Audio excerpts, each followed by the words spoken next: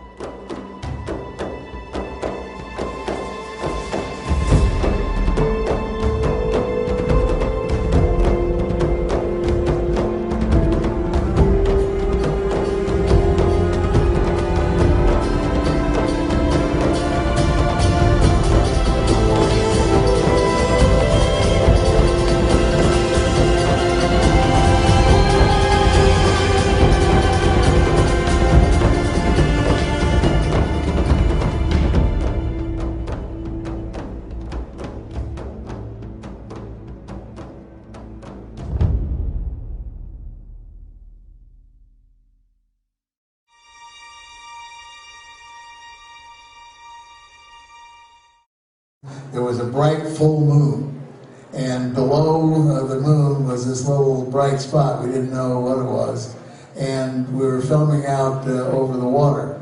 There was no structures in the water. There was no oil platforms. There was no ships going by, and we zoomed in. This camera had a 200 millimeter lens and an electronic doubler, so we were able to get very tight on the leading edge of the craft. The craft, you have to realize, is being lit by the moonlight, which is, as I said, a very bright moon. And then right in the front of the craft, there appeared to be 3 windows, viewing ports, whatever you want to call them.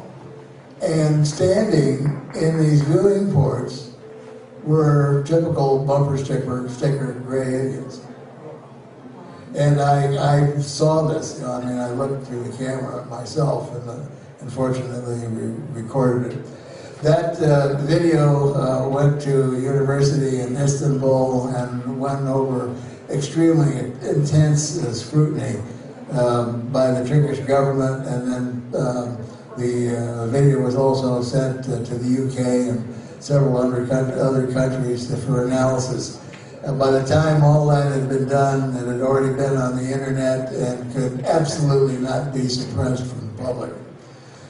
Recently, this year, the video was given to a analyst in Chile, and he did another review of the film, but this time, instead of concentrating on the craft, he concentrated on the occupants.